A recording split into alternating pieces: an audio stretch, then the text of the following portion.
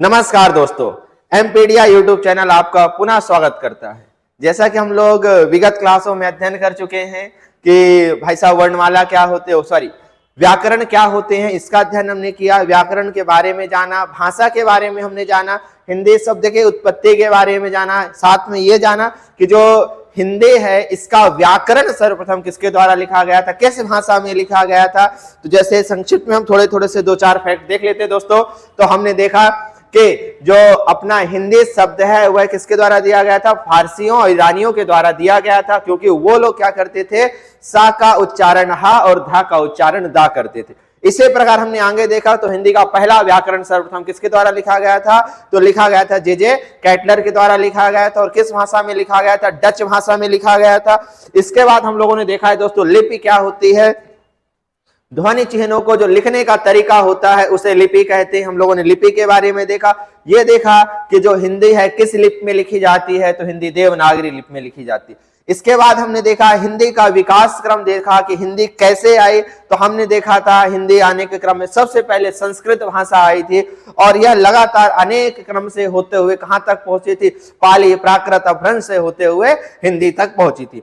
इस प्रकार दोस्तों अब हम विगत क्लास की चर्चा को समाप्त करते हुए आज की क्लास को प्रारंभ करते हैं। और आज की क्लास में हमारा टॉपिक होगा आपका वर्णमाला। आज की क्लास में हमारा टॉपिक क्या है दोस्तों, वर्णमाला है। तो हम यहां पर सबसे पहले वर्णमाला मेंशन करते हैं।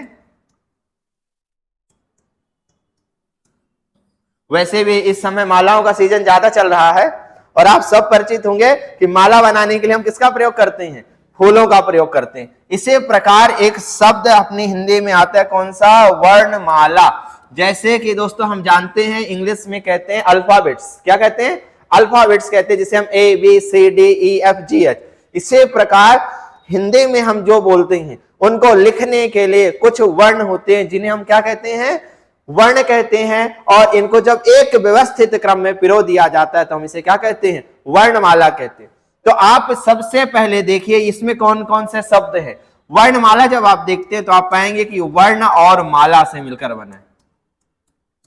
किससे मिलकर बना है दोस्तों, वर्ण और माला से मिलकर बना होता है। जिस प्रकार से हम जानते हैं कि मालाओं के बारे में हम जानते हैं, फूलों की माला से हम अच्छे से परिचित हैं। जब भी हमें दोस्तों फूलों की माला बनानी होती है तो हम क्या कहते हैं, क्या सुई धागा लेकर पेड़ टू पेड़ जाते हैं क्या, नहीं ना, एक जगह कलेक्ट कर लेते हैं, उसके बाद हम उनको एक सही क्रम में क्या करते हैं, व्यवस्थित करते हैं, पिरोते हैं।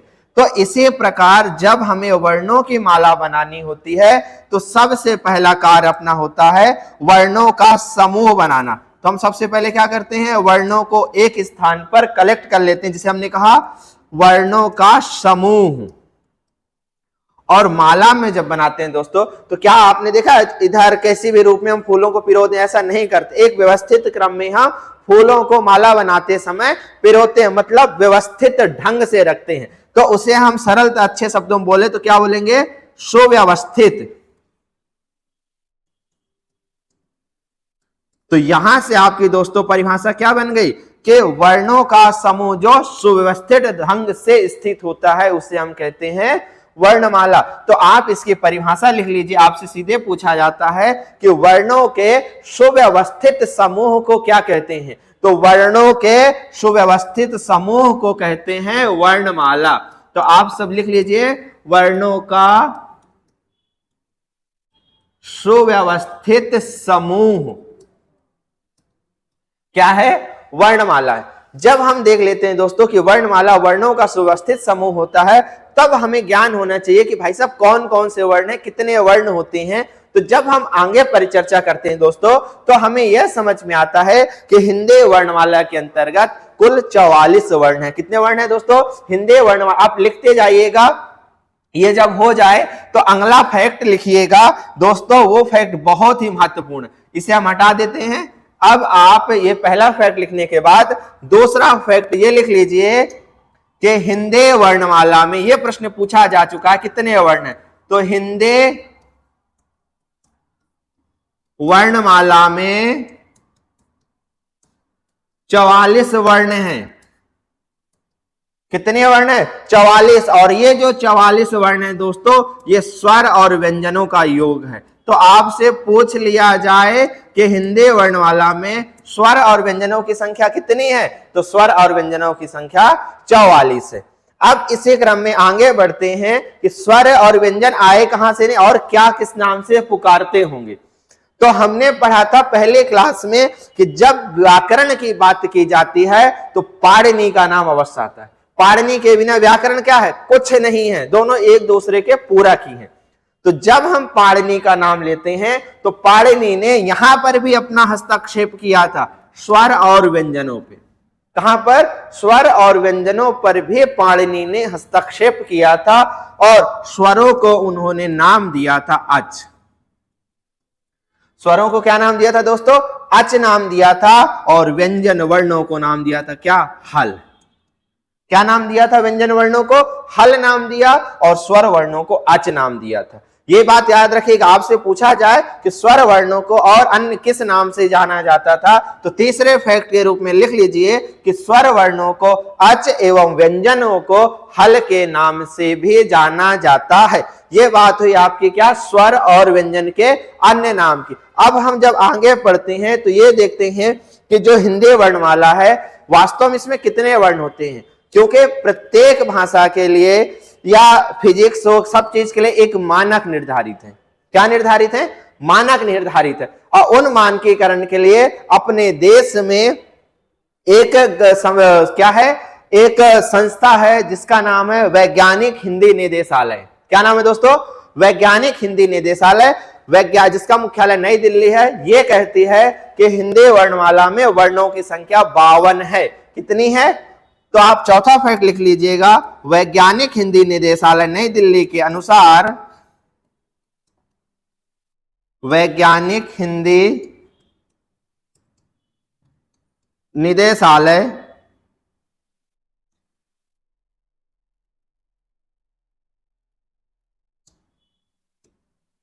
नई दिल्ली के अनुसार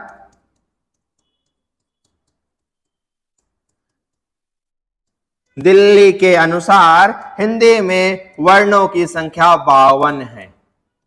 कितनी है, 52 वर्ण है दोस्तों। और आप लिखने का प्रयास करिएगा, हो सकता है आपके 40 हो सकता है 42 हो, परंतु जब पूछा जाए वैज्ञानिक हिंदी निदेशालय के अनुसार वर्णों की संख्या कितनी है, तो कितनी है, 52 है। परंतु सर्वाधिक पूछे जाने वाला प्रश्न यह है कि हिंदी वर्णमाला में कुल कितने, हिंदी वर्णमाला में वर्णों की संख्या है। तो जब भी आपको 44 दिख जाए दोस्तों तो आप क्या बताएंगे, हिंदी वर्णमाला में 44 वर्ण है। अब इसके बाद पूछा जाता है कि जो हिंदी वर्णमाला है वह कहां से प्रारंभ होती है, कहां तक चलती है।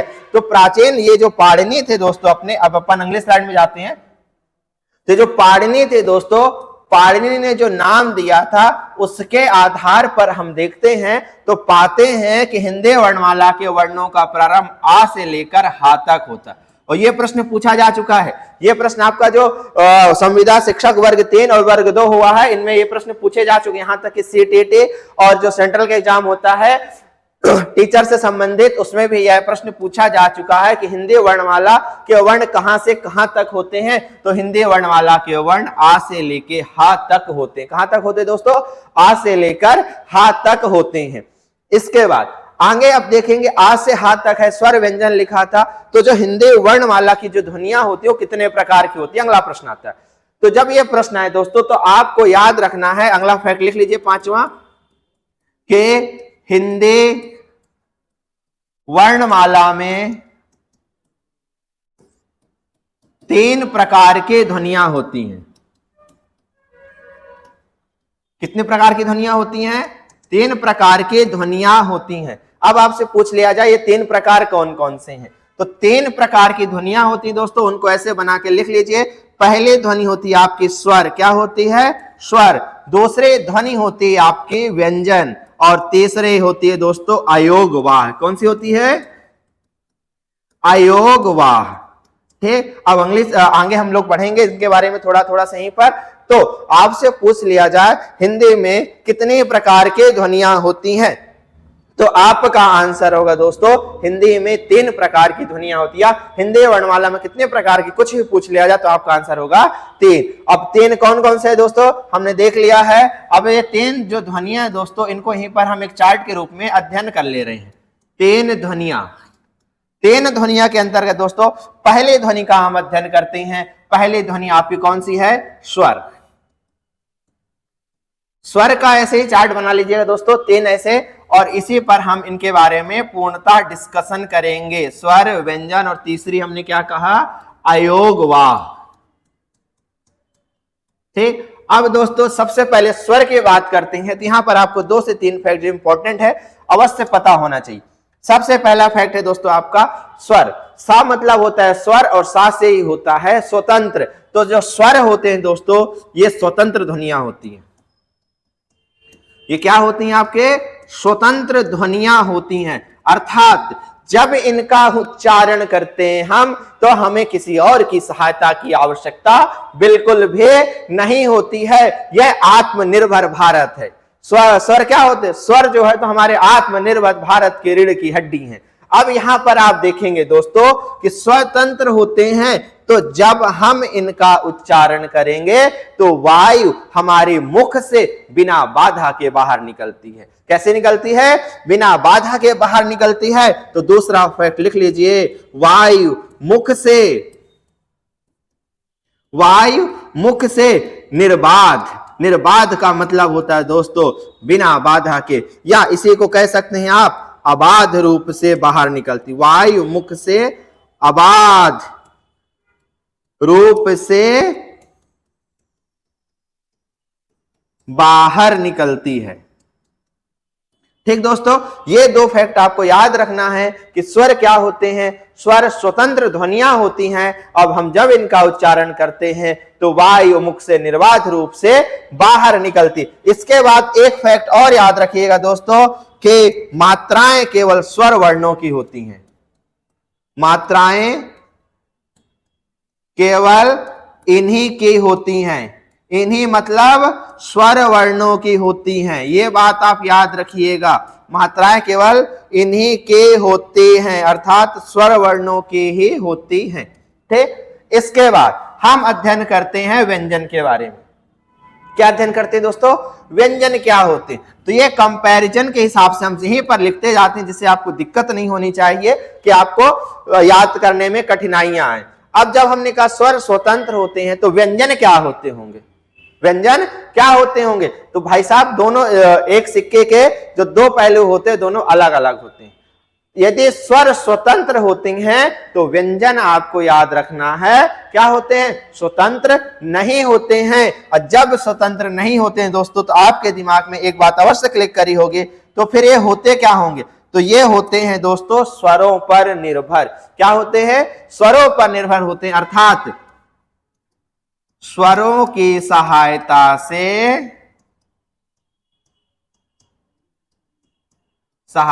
से उच्चारित।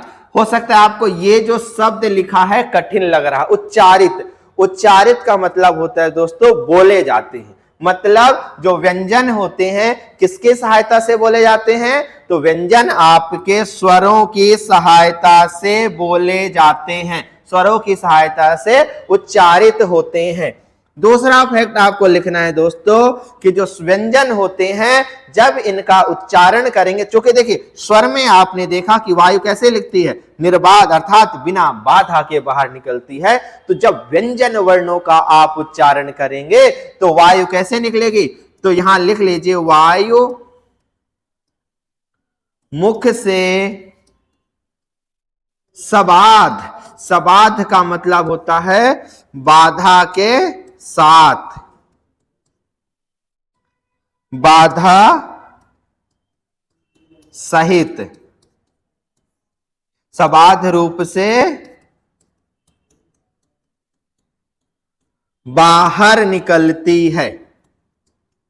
ठीक दोस्तों, तो ये हो गए आपके व्यंजन के बारे में जो 2 बातें आपको जाननी चाहिए। पहली बात आप क्या जानेंगे कि ये स्वतंत्र नहीं होते हैं। क्यों? क्योंकि ये स्वरों की सहायता से बोले जाते हैं, उच्चारित किए जाते हैं। दूसरा हमने लिखा क्या?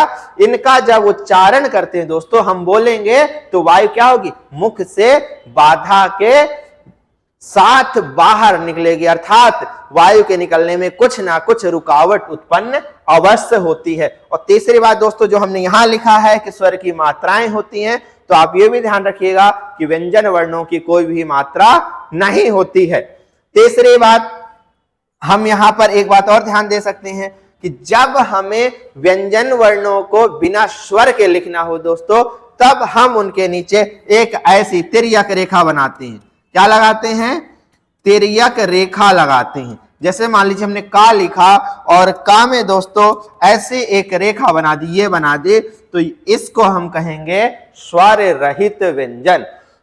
जब भी दोस्तों व्यंजन को लिखना है, हमें यह भी बताना है कि उसमें स्वर बिल्कुल भी नहीं मिला हुआ है, तो हमें क्या करना पड़ेगा?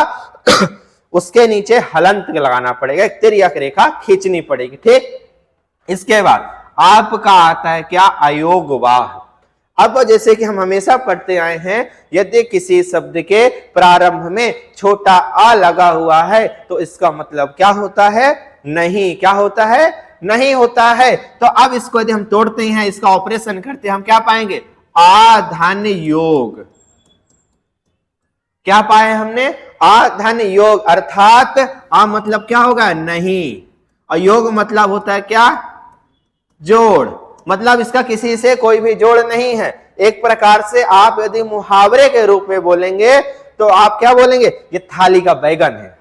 क्या है दोस्तों? ये थाली का बैगन है। मतलब और सरल मुहावरा बोले तो आप बोल सकते हैं बिन पेंदी का लोटा है। क्या है दोस्तों? ये बिन पेंदी का लोटा है, कभी इस ओर तो कभी उस ओर, अर्थात जहां पर जैसी आवश्यकता होती है वैसा रूप यह धारण कर लेता है। मतलब कहने का तात्पर्य यह है कि अयोगवाह ध्वनियां वे ध्वनियां होती हैं जो ना तो स्वर हैं और ना ही व्यंजन, अर्थात ये दोनों नहीं है परंतु ये दोनों हैं। क्या कहा हमने? ये दोनों नहीं है पर दोनों भी है। इसका मतलब ये हुआ दोस्तों कि ना तो स्वर है और ना ही व्यंजन है, अपितु परिस्थितियों के अनुरूप स्वर भी हैं और व्यंजन भी हैं। ठीक, अब जो प्रश्न आता है अब प्रश्न आता है आपसे कि आप ये बताइए कि अयोगवाह ध्वनियों की संख्या कितनी है? क्या है प्रश्न? अयोगवाह ध्वनियों की संख्या कितनी है? तो इनकी संख्या होती है दोस्तों 2। ये आप याद रख लीजिएगा। संख्या कितनी होती है? 2 होती है। और कौन कौन से हैं वो आपका है अम और आहा। और आपसे एग्जाम में पूछे जाते हैं कि निम्न में से कौन सी अयोगवाह ध्वनियां हैं या अयोगवाह ध्वनि है, तो इनमें से 2 में से कोई एक विकल्प ही आपको एग्जाम में मिलेगा। क्या मिलेगा? इन 2 में से कोई एक विकल्प ही मिलेगा। तो आपका हो जाएगा एक आम और दूसरा क्या हो जाएगा? आहा। क्लियर हो गया दोस्तों? इस प्रकार से हमारा जो ध्वनियां होती हैं इनका हमने संक्षिप्त परिचय देख लिया है। अब इस कड़ी में आगे बढ़ते हुए अब हम लोग विस्तृत अध्ययन करते हैं स्वर का। तो चलिए अब हेडिंग डालिए, आप सेंट्रल हेडिंग डालिए, स्वर ध्वनियां।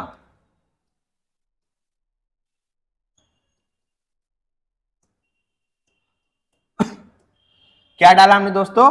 स्वर ध्वनियों को। अब इतना आसान है दोस्तों, इतनी आसानी तरीके से हम इसे पढ़ सकते हैं कि हमें कभी नहीं भूलेगा। आप चाहे किसी भी माध्यम से संबंधित हो, किसी भी मीडियम के स्टूडेंट्स हो, किसी भी प्रतियोगी परीक्षा की तैयारी कर रहे हो, ये बहुत ही आसान और बहुत ही इंपॉर्टेंट और बहुत ही सरल सा टॉपिक है। अब देखिएगा कि स्वर जब पूछा जाता है, स्वरों से जो प्रश्न आते हैं वो कैसे आते हैं और इसमें हमें क्या क्या पढ़ना है। तो दोस्तों सबसे पहली चीज स्वर के बारे में हम जान लिया, स्वर होते क्या हैं। अब हमें जो प्रश्न के बारे में पढ़ना है वो है दोस्तों स्वरों के प्रकार।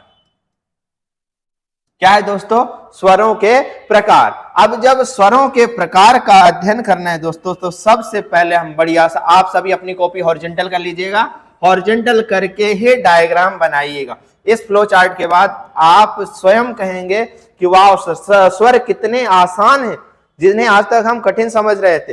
तो सबसे पहला हम लोगों ने बांटा दोस्तों, और लास्ट में इनकी संख्याएं भी देखेंगे कि स्वरों की संख्या कितनी है, क्योंकि ये प्रश्न भी आ चुके हैं। ठीक, तो सबसे पहला विभाजन हम करते हैं दोस्तों, तो हमने किया उत्पत्ति के आधार पर। किसके आधार पर? उत्पत्ति के आधार पर स्वर। आपसे पूछा जा सकता है प्रश्न सीधा कि उत्पत्ति के आधार पर स्वर कितने प्रकार के होते हैं। तो जब भी उत्पत्ति के आधार पर पूछा जाए दोस्तों, तो उत्पत्ति के आधार पर स्वर दो प्रकार के होते हैं। कितने प्रकार के होते हैं? दो प्रकार के होते हैं। एक होते हैं मूल स्वर और दूसरे आपके होते हैं कौन से? दूसरे होते हैं दोस्तों संधि स्वर।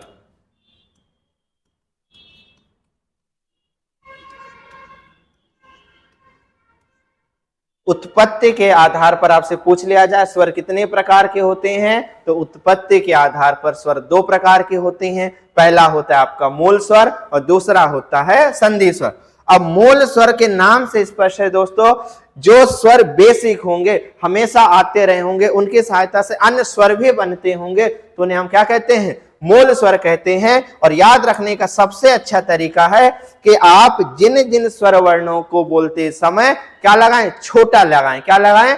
छोटा लगाएंगे। वो सभी स्वर कौन से होंगे? वो आपके मूल स्वर कहलाएंगे। क्या कहलाएंगे दोस्तों? मूल स्वर कहलाएंगे। जैसे हमने कहा छोटा अ, क्या कहा हमने? छोटी ए। फिर हमने क्या कहा? छोटा ओ। क्या कहा? रे। तो ये क्या हो जाएंगे आपके मूल स्वर? कौन कौन से हुए दोस्तों? छोटा आ, छोटी ए, छोटा ओ और री। अर्थात जिन स्वर वर्णों को बोलते समय आप छोटा छोटा लगाएंगे वो कहलाते हैं आपके मूल स्वर। अब इसके बाद देखिए हम संधि स्वर की बात करते हैं। अब थोड़ा इंग्लिश में आते हैं। अंग्रेजी आप लोग पढ़ते होंगे सब, तो अब अंग्रेजी में देखते हैं। यदि हम बड़ा आ लगाते हैं, क्या लिखते हैं दोस्तों? बड़ा आ लिखते हैं, तो इसमें स्पेलिंग क्या होती है इसकी अंग्रेजी में? ए और ए क्या होती है? डबल ए होती है ना। अब यहां से आप देखिएगा, इस ए का मतलब क्या होता है दोस्तों?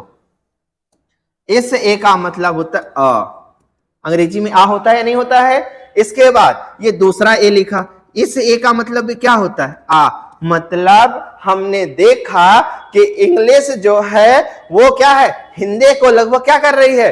सेटिस्फाइड कर रही है, हिंदी को प्रूव कर रही है कि हिंदी गलत नहीं है। तो यहां पर देखिए, एक आ और दो आ, ये दोनों आ मिलके ही क्या बना रहे हैं? बड़ा आ।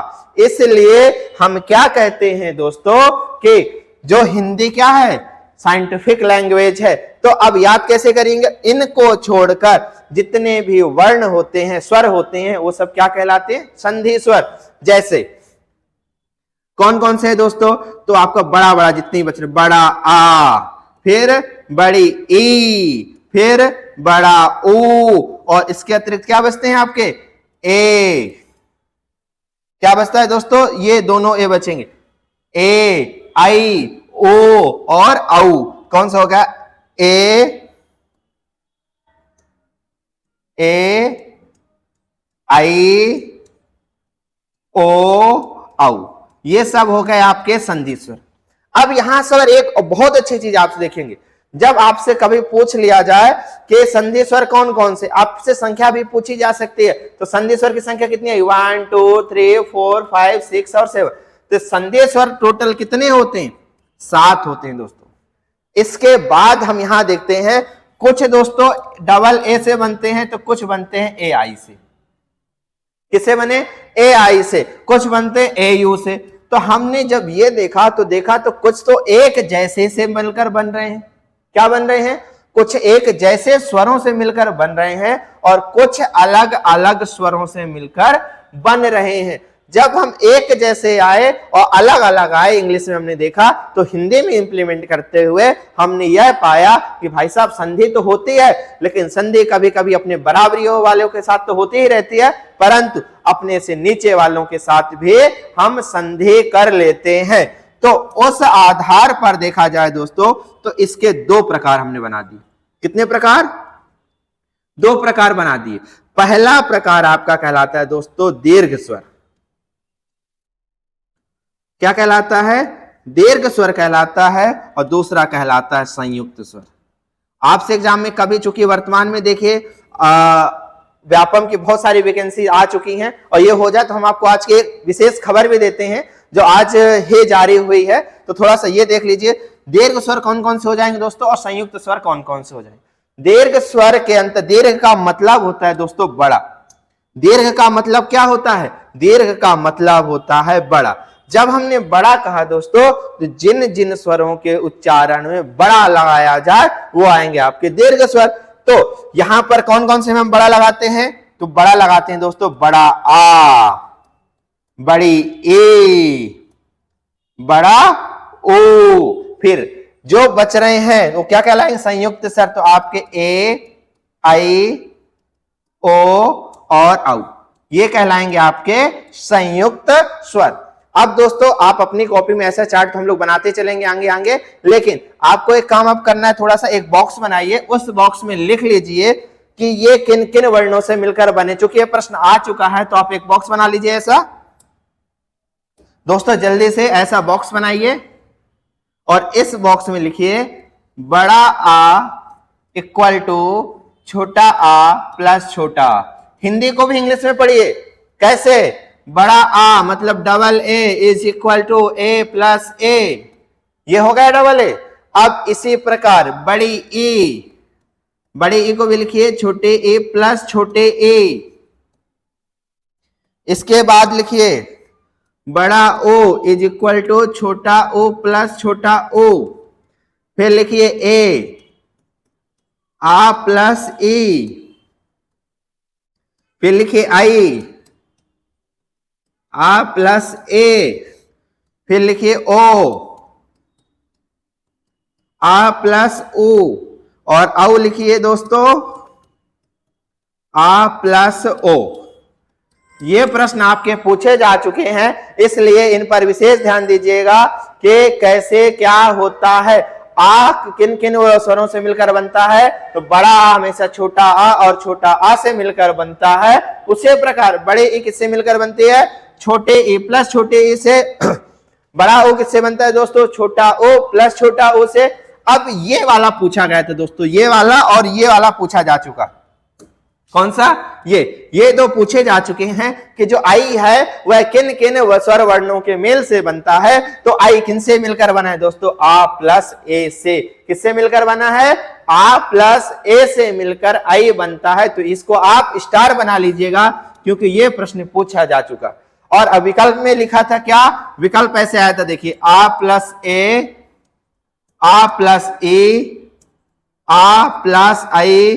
तो इस तरीके से विकल्प आए हुए थे। तो यहां पर समस्या कर सकते हैं हम गलत कर दें, तो इसलिए आपको इस चार्ट को अच्छे से ध्यान रखना है। ठीक, अब चलिए अगला प्रकार हम देखेंगे कि अगला प्रकार कौन सा होता है। ठीक, तो उस प्रकार को देखने से पहले आज की जो खबर है दोस्तों वो सुन लीजिए। आज की खबर यह है कि आज की खबर यह है दोस्तों कि एमपीपीएससी के द्वारा पुनः कैलेंडर जारी किया गया है और उस कैलेंडर में यह बताया गया है कि जो 2021 की मुख्य परीक्षा मार्च महीने में होने वाली थी वह जुलाई महीने में होगी। इसलिए अब यह आप सबको महत्वपूर्ण ध्यान देना है कि जो व्यापम के जो पेपर हो रहे हैं उसमें आपका कंपटीशन अब बढ़ने ही वाला है। कारण क्या है कि जो बच्चे 2021 की मुख्य परीक्षा की तैयारियों में लगे थे वह पूरी तरीके से अब किस पर लग जाएंगे? अब व्यापम के एग्जाम में लग जाएंगे। इसलिए अध्ययन में बिल्कुल आप शिद्दत से लग जाइए। यदि थोड़ी सी भी आपने चूक की तो याद रखिएगा दूसरा तैयारी करने के लिए तैयार है, क्योंकि आप नहीं करेंगे तो दूसरा जरूर करेगा और जो तैयारी करेगा वही सिलेक्ट होगा। इसलिए अभी जो लेक्चर्स आपको मिल रहे हैं तो आप इनको अच्छे तरीके से पढ़ते जाइएगा। ठीक है, चलिए अब ये अपने हो गए का उत्पत्ति के आधार पर प्रकार। अब अगला प्रकार हम लिखते हैं दोस्तों। अगला प्रकार लिखने के लिए हमें लिखना है, लिखिए जल्दी से। अब जीव के प्रयोग के आधार पर, किसके आधार पर दोस्तों? दूसरा प्रकार है हमारा जिह्वा या जीभ के प्रयोग के आधार पर। जिह्वा या जीभ के प्रयोग के आधार पर। तो इसमें दोस्तों अब हम जीभ बनाते हैं यहां पर के आधार पर। वैसे भी वर्तमान में लोगों की जीभ बहुत लंबी हो चुकी है, तो अपन एक लंबी सी जीभ बना लेते हैं। और ये बना ली हमने रेड कलर की जीभ, और इस जीभ के 3 भाग होते हैं। कितने भाग होते हैं दोस्तों? तीन भाग होते हैं। एक भाग ये होता है कौन सा, आगे वाला भाग, एक ये मध्य का भाग होता है और एक भाग होता है दोस्तों ये पीछे वाला भाग। तो इसी के आधार पर हम स्वर को तीन भागों में बांटते हैं, अग्रस्वर, मध्य स्वर और तीसरा होता है दोस्तों पश्च स्वर। कौन कौन सा होता है, अग्रस्वर, मध्य स्वर और पश्च स्वर। जब हम अग्रस्वर की बात करते हैं दोस्तों तो आपको यह ध्यान देना है कि अग्रस्वर कौन से स्वर होंगे, वे स्वर जिनके उच्चारण में हमारी जिह्वा का आगे का भाग सक्रिय होता है उसे हम कहते हैं अग्रस्वर, और जिनमें हमारे जो जेब होता है उसका जो बीच वाला भाग होता है वहां पर वायु का प्रसर पड़ता है तो हम उसे कहते हैं मध्य स्वर। और आखिरी वाला होता है दोस्तों जो कहां का, जीभ का पश्च भाग होता है उसे हम कहते हैं, वहां से उच्चारित होने वाले स्वरों को हम कहते हैं पश्च स्वर कहते हैं। क्लियर हो गया दोस्तों। अब आपको याद केवल मध्य स्वर रखना है। क्या रखना है, मध्य, क्योंकि हमें पता है दोस्तों कि जीभ का जो मध्य वाला भाग होता है ना बहुत ही महत्वपूर्ण होता है, क्योंकि जो मध्यस्थ होता है वही क्या करता है, समन्वय बनाकर रखता है। तो इसमें एक स्वर वर्ण है दोस्तों जो शाश्वत सत्य होता है। क्या होता है, शाश्वत सत्य होता है, उसके बिना हम ना तो कुछ बोल सकते हैं और ना ही किसी शब्द की कल्पना कर सकते हैं। वो वर्ण है दोस्तों अ। तो आपसे कभी पूछ लिया जाए मध्य स्वर कौन सा है तो आप क्या बताएंगे कि मध्य स्वर आ होता है। क्या होता है, मध्य स्वर आ होता है। अब इसको हम फ्लो चार्ट में बना देते हैं, आपने समझ लिया होगा। तो आप सबसे पहले लिखिए दोस्तों, यहां से बनाइए, पहला तीन हमने बना लिए, एक हो गया अग्र, दूसरा आपका हो गया मध्य और तीसरा हो गया आपका पश्च। बस आप ये याद रख लीजिए मध्य स्वर कौन सा हो, ये आपका पूछा जाता है। मध्य स्वर कौन सा है, अ। अब कौन कौन से स्वर अग्रस्वर होते, अब प्रैक्टिकली देखकर बोलिए, बोलते चलिए। जैसे हम बोल ए आपने बोला तो जीभ का आगे वाला भाग नीचे का ई नीचे गया कि नहीं गया, ए आई। जब ए आई बोलेंगे तो जीभ का जो आगे वाला भाग है दोस्तों वही एक्टिव रहता है। तो हमेशा अग्रस्वर कौन से हो जाएंगे आपके, छोटी ए बड़े ए, फिर ए और आई, ये आपके क्या हो गए दोस्तों अग्रस्वर। इसके बाद कौन सा लिखा हमने, पश्च स्वर। अब इनको छोड़कर दोस्तों वे स्वर जो बच रहे हैं वो सब क्या कहलाएंगे, पश्च स्वर। जैसे हमने कहा अ, क्या बोला आ, तो जेब कहां सबसे ज्यादा जोर पड़ेगा आपका पीछे वाले भाग में। इसके बाद कौन सा बचा दोस्तों, छोटा ओ बड़ा ओ। जब छोटा बड़ा आ, छोटा ओ बड़ा ओ, अब ओ जब ऐसे बोलेंगे दोस्तों तो आपके सदैव वो कौन से कहलाएंगे, पश्च स्वर। तो आप स्टार बना लीजिए, जो आपको याद रखना है आपको मध्य स्वर। कौन सा याद रखना है, मध्य स्वर याद रखना है। हमेशा पूछा जाता है कि छोटा अ किस प्रकार का स्वर है या निम्न में से कौन सा मध्य स्वर का उदाहरण है। तो मध्य स्वर का उदाहरण कौन सा है दोस्तों, अ। अब आ के बाद में जो आता है, अब आप देखिए यहां पर अल्टरनेट भी आप लाएंगे ना तो आपका ये बन जाएगा अ, फिर बड़ा आ क्या हो गया, पश्च स्वर, फिर छोटे ए बड़े ए अग्रस्वर, फिर छोटा ओ बड़ा ओ पश्च स्वर, फिर ए आई अग्रस्वर, फिर ओ और औ क्या हो गए, पश्च स्वर। तो इस प्रकार से दोस्तों ये आपके जिह्वा अथवा जीभ के आधार पर स्वरों का विभाजन हो गया। जब भी आपसे पूछा जाए कि जिह्वा या जीभ के आधार पर स्वर कितने प्रकार के होते हैं तो स्वर तीन प्रकार के होते हैं। कौन सा, अग्र, मध्य और पश्च। जैसा कि आप लोग जीभ के आदतों से परिचित है, साइंस से पढ़ा होगा कि अग्र भाग से खट्टा या मीठा या पश्च भाग से खट्टा या मीठा या तीखा किसका अनुभव होता, उसी प्रकार से हमने स्वरों को हमने बांट लिया। अगला आधार होता है दोस्तों मुख द्वार खुलने के आधार पर। अगला क्या होता है, मुख द्वार खुलने के आधार पर, मतलब मुख द्वार हमारा कितना ओपन होता है। तो तीसरा प्रकार लिखिए आप, मुख द्वार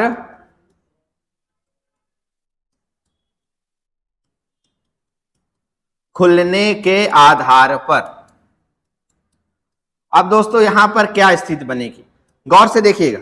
या तो आपका मुंह पूरा का पूरा ऐसे फटा का फटा रह जाएगा अजगर की तरह, या क्या हो जाएगा, जैसे कहा जाता है कि इनके पास तो लगता है जवान ही नहीं है, मतलब या तो मुंह पूरा का पूरा फटा रह जाएगा या पूरा का पूरा बंद रह जाएगा। इंग्लिश में तो आप कह देते हैं ओपन और क्लोज। परंतु जब हिंदी में आते हैं दोस्तों तब बड़ी कठिनाई होती है। हिंदी में इनका जो शब्द है ओपन के लिए वो होता है दोस्तों विवृत। क्या होता है? उसे हम कहते हैं विवृत। अर्थात जब हम विवृत बोलते हैं दोस्तों तो इसका मतलब क्या होता है? इसका मतलब होता है ओपन। क्या होता है दोस्तों? विवृत का मतलब होता है ओपन। और जब ओपन होगा तो फिर बंद भी होगा, तो बंद वाले के लिए होता है दोस्तों क्या होता है? संवृत्त। क्या होता है? ओपन के लिए होता है विवृत और क्लोज के लिए क्या होता है? संवृत्त। इसका मतलब होता है हमारा मुंह पूरा का पूरा बंद है। इसके आधार पर हम दो प्रकार से और बांटते हैं। किसे कहते हैं? अर्ध विवृत अर्थात आधा ओपन, इंग्लिश में कहते हैं हाफ ओपन। और आखिरी होता है दोस्तों अर्ध संवृत्त, इसको कहते हैं हाफ क्लोज। ठीक, अब हमें ये नाम देख के लग रहा होगा कि नाम इतने कठिन है तो इनका विभाजन भी बहुत ही कठिन होगा। तो अब इनके विभाजन को दोस्तों हम ऊपर बनाते हैं और गौर से देखिएगा, बहुत ही आसानी तरीके से आप इन्हें क्या कर लेंगे? याद कर लेंगे। तो चलिए अब हम थोड़ा सा ये लिखते हैं, छोटा अ, बड़ा अ, छोटे ए, बड़े ए, छोटा ओ, बड़ा ओ, री, ए, आई, ओ, औ। हमने लिख लिया दोस्तों। क्या लिखा? छोटा आ, बड़ा आ, छोटे ई, बड़ा ओ ई, छोटा ओ, बड़ा ओ, री, ए, आई, ओ, औ, अम। हाँ ये होते हमें पता, परंतु हम इसको जो है तो अवॉइड कर देते। किसको? इसको हम अवॉइड करके ही रखते हैं। ठीक, अब देखिए, अब इनमें से हम बोल कर देखते हैं कि जिस भी वर्ण को बोलने पर हमारा मुंह पूरा किसे शेर के जैसे खुल जाए, अजगर के जैसे खुल जाए तो होगा ओपन। हमने बोला, देखिए गौर से आप हमारे लिप्स की ओर से, आ, जब हमने आ का उच्चारण किया तो हमारा मुंह क्या होगा? पूरा का पूरा खुल गया। अर्थात ये अपना क्या होगा दोस्तों? ये होगा आपका विवृत। क्या हो जाएगा? आपका विवृत हो जाएगा। तो हमने इसके नीचे लिख लिया क्या? बड़ा आ। बस आपको केवल यही याद करना, ओपन कौन सा होता है? बड़ा आ ओपन है। अब आप क्या करेंगे? अब आके आगे बढ़ेंगे, पीछे तो नहीं आएंगे ना दोस्तों। जब आगे बढ़ेंगे तो आगे के जो चार वर्ण हैं, कौन से? ये चार याद रखिएगा।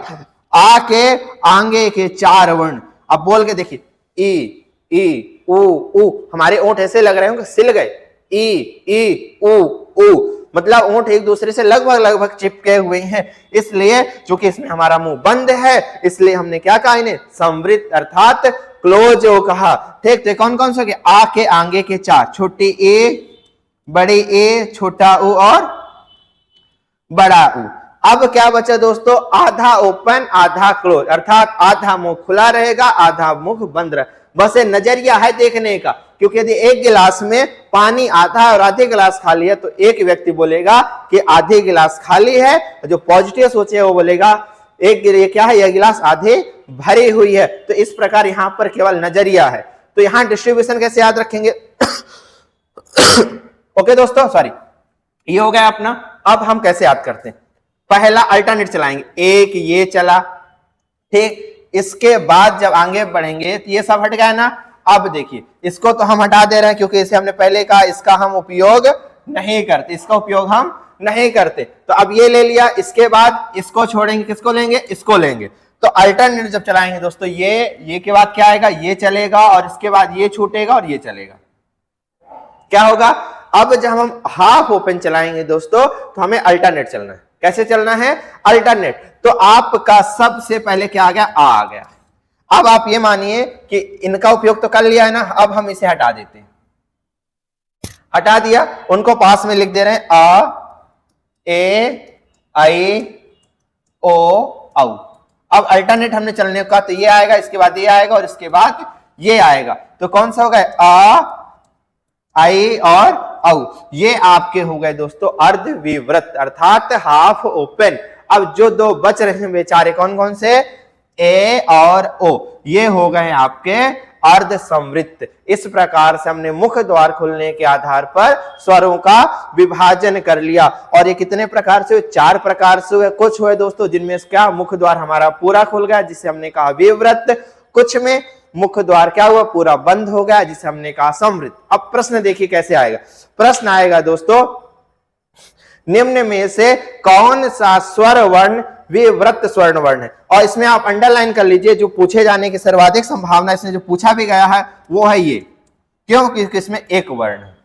क्या है? इसमें एक वर्ण है। अब आपसे पूछ लिया जाए निम्न में से कौन सा स्वर वर्ण विवृत स्वर है, तो क्या होगा आंसर आपका? बड़ा आ। और आप प्रैक्टिकल कर सकते हैं, आप बोल के देखिए, जब बोलेंगे आप बड़ा आ कैसे बोले, आ, आपका पूरा मुंह क्या हुआ, ऐसे खुल जाएगा, अर्थात इसमें पूरा मुंह खुल जाए वो है विवृत, पूरा मुंह बंद रहे वो है संवृत, आधा मुंह खुला रहे वो अर्धविवृत, आधा बंद रहे तो कहते हैं अर्ध संवृत। इस प्रकार आपसे 3 आधार हो गए। और चौथा आधार हमें देखना है दोस्तों, मात्रा के आधार पर। चौथा कौन सा हो जाएगा अपना? मात्रा के आधार पर हो जाएगा। तो जब चौथा देखें, लिखिए दोस्तों जल्दी से, मात्रा के आधार पर स्वरों के प्रकार। तो मात्रा के आधार पर दोस्तों, ये भी बहुत इंपॉर्टेंट है, मात्रा के आधार पर। जब मात्रा के आधार पर पूछा जाता है दोस्तों, तो इसमें आपके 3 प्रकार होते हैं। कितने प्रकार होते हैं? 3 प्रकार होते हैं। पहला होता है आपका ह्रस्व स्वर। कौन सा होता है? ह्रस्व स्वर, जिन्हें हम मूल स्वर भी कहते हैं। क्या कहते हैं? मूल स्वर भी कहते हैं। ह्रस्व का मतलब होता है छोटा। ह्रस्व का मतलब क्या होता है? छोटा। मतलब जितने भी मूल स्वर हैं वो सभी क्या है? ह्रस्व स्वर है। तो इसमें आप लिख लीजिए केवल संख्या कितनी होती है? 4 होती है। इसके बाद ह्रस्व स्वरों के मात्रा छंद शास्त्र में कितनी गिनी जाती है? प्रश्न आ जाए कभी, तो जितने भी ह्रस्व स्वर होते हैं दोस्तों, इनके मात्रा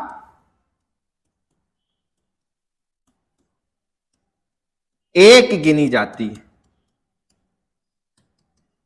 इनकी मात्रा कितनी गिनी जाती है? तो इनकी मात्रा को हम 1 गिनते हैं। और कौन कौन से हमने देख लिया मूल स्वर में, कौन कौन से हो रहे हैं दोस्तों? छोटा अ, छोटी ए, छोटा ओ और री। इसके बाद दूसरा बोलते हैं दोस्तों दीर्घ स्वर। ठीक, दीर्घ स्वर जितने भी होते हैं दोस्तों, इनकी मात्रा 2 मात्रा गिनी जाती है। इनके उच्चारण में आप याद रखिएगा, चूंकि मात्रा 2 है तो उच्चारण में ह्रस्व स्वरों का दुगना समय लगता है। ह्रस्व स्वर का दुगना समय लगता है। ठीक दोस्तों, तो दीर्घ स्वर क्या होते हैं? 2 मात्रा गिनी जाती है और उच्चारण में दुगना समय लगता है। ठीक, इसके बाद आपका जो तीसरा, ये कौन सा हमने देख चुके हैं दीर्घ स्वर कौन कौन से हैं। ठीक, जो संयुक्त स्वर होते कभी कभी हम उनको भी इसमें डाल देते हैं, क्योंकि उनकी भी मात्रा हम 2 ही गिनते हैं। इसके बाद तीसरा और आखिरी प्रकार है दोस्तों, वह है आपका प्लुत स्वर। कौन सा है?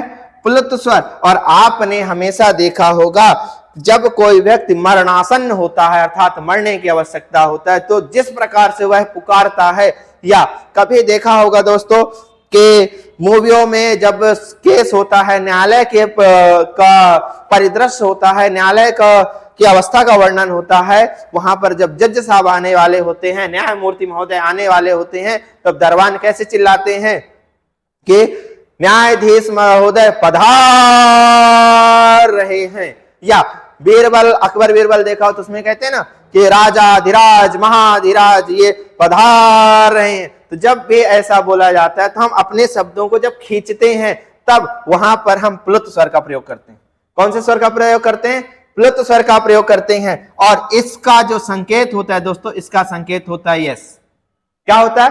एस। आपने हमेशा देखा होगा कुछ शब्दों में कि जब आप नाटक पढ़ रहे हो, एकांकी पढ़ रहे हो, उसमें जीवंतता लाने के लिए, सजीवता लाने के लिए, कि आप उसमें डूब जाएं कि वास्तव में ऐसा हुआ होगा। और आपने देखा भी होगा, मूवियों को देखते देखते, किताबों को पढ़ते पढ़ते कभी कभी आपके आंखों में आंसू भी आ जाते हैं। उसके कारण ये सब होते हैं। तो जैसे हमने लिखा दोस्तों, अब देखिए दशरथ जी मरणावस्था में है। कहां पर है? दशरथ जी मरणावस्था में है। तो वहां पर वो राम का नाम ले रहे हैं, तो कैसे पुकारेंगे? वो तो उनकी सांस तो रुक रही है, हलक पेट की हुई है, तो राम तो बोल नहीं पाएंगे, तो कैसे बोलेंगे? राम। तो जब ऐसे आवाज को खींचा हमने सॉरी, तब हम उसे कहते हैं प्लुत स्वर। अब इसमें 2-3 बातें आप लिख लीजिए प्लुत स्वर के बारे में कि पहला पॉइंट लिख लीजिए,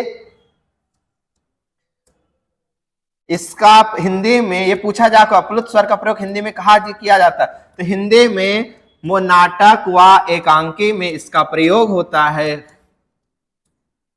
नाटक व एकांकी में प्रयोग, ठीक। सर्वाधिक प्रयोग संस्कृत में किया जाता है, ठीक। इसका संकेत क्या होता है, एस, और ये 3 के जैसा होता है दोस्तों, क्योंकि जब ओम लिखते हैं तो ओम में 3 आता है, और जो ओम का उच्चारण होता है वो भी ऐसा ओम, तो ऐसा खींचते जाते हैं दोस्तों। अब आप गौर से सुनिए, जब हमने इसका उच्चारण किया तो आपको क्या सुनाई दिया, रा, तो आ का उच्चारण आया होगा, तो मतलब यहां से एक चीज और निकल कर आई कि प्लुत स्वर का उच्चारण क्या होता है, प्लुत स्वर का उच्चारण दोस्तों आ होता है। प्लुत स्वर का उच्चारण क्या होता है, आ होता है। और देखिए जैसे इसका संकेत हमने 3 बनाया है, क्या बनाया है, 3, तो इस स्वर की मात्रा भी 3 गिनी जाती है। कहां गिनी जाती है, कितनी गिनी जाती है, 3 मात्रा गिनी जाती है। तो ये आप लिख लीजिए, मात्रा कितनी होती है, 3, अर्थात प्लुत स्वर के उच्चारण में 3 मात्रा का समय लगता है। इस प्रकार दोस्तों ये होगा आपका स्वरों का प्रकार। अब आज की क्लास का आखिरी टॉपिक तो इसी में देख लेते हैं हम, स्वरों की संख्या कितनी होती है अलग अलग तरीके से जब पूछा जाता है। तो सबसे पहले स्वर कौन कौन से हम लिख ही चुके हैं, कौन कौन से होते हैं, छोटा आ, बड़ा आ, छोटी ए, बड़ी ए, छोटा ओ, बड़ा ओ, री, ए, आई, ओ और औ, ये आपके होते हैं दोस्तों स्वर। कौन कौन से होते हैं, ये जितने भी लिखे स्वर, उनको देख लीजिए कैसे, क्योंकि कभी कभी एग्जाम में पूछ लिया जाता है निम्न में से कौन सा मानक वर्ण है या मानक वर्ण नहीं है, इसलिए आप देख लीजिए इन्हें लिखा कैसे जाता है। अब बात आती है संख्या की, तो संख्या आपसे पूछ ली जाए दोस्तों कि परंपरागत रूप से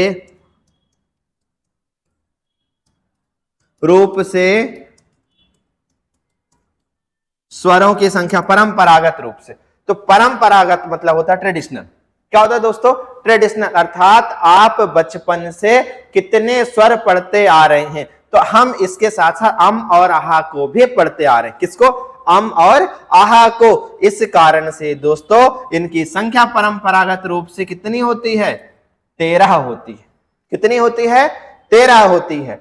फिर नॉर्मली पूछ लिया जाए कि स्वरों की संख्या कितनी है, आपसे कुछ भी ना लिखा रहा, सीधे पूछ लिया जाए स्वरों की संख्या, तो स्वरों की संख्या दोस्तों कितनी होती, 11 होती।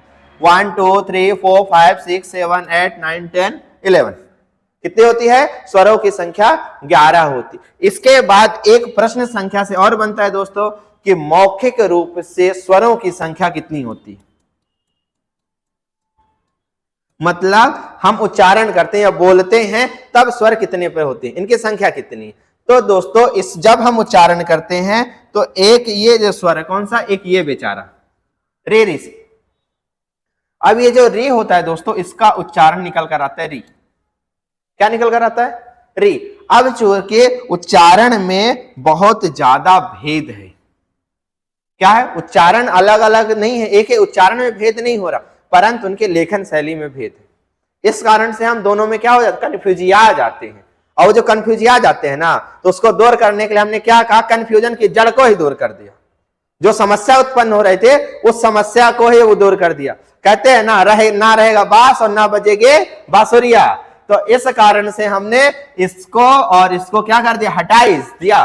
तो बचे कितने मौखिक रूप से, अब हम 11 थे, एक हट गया, तो कितने बचे, 10। तो आपसे पूछ लिया जाए कि स्वरों की संख्या कितनी, 11। अब लिखित रूप से भी पूछ सकता है ऐसे, लेकिन लिखित रूप में भैया हमें पता है ना कि ये ऐसे लिखते हैं और ये ऐसे लिखते हैं, तो जे ऐसे ऐसे जब लिखे जा रहे हैं तो हमें पता रहेगा, अंतर तो पता है। इस कारण से लिखित रूप में भी स्वर कितने होते हैं, 11 ही होते हैं। बस मौखिक रूप में पूछ लिया जाए तो आपका आंसर क्या होगा, आपका आंसर होगा 10। ठीक है दोस्तों, इस प्रकार से जो हमारी आज की क्लास है हिंदी से संबंधित, हिंदी में वर्णमाला से संबंधित, जिसके अंतर्गत हम लोगों ने स्वरों के बारे में पढ़ लिया, थोड़ा सा व्यंजन और अयोग वाक्य के बारे में भी जान लिया है, वो समाप्त होती है। अब हम आपसे अगली क्लास में मिलेंगे, जिसके अंतर्गत हम विभिन्न प्रकार के व्यंजनों का अध्ययन करेंगे और उनके बारे में जानेंगे। ठीक है दोस्तों, तब तक के लिए नमस्कार।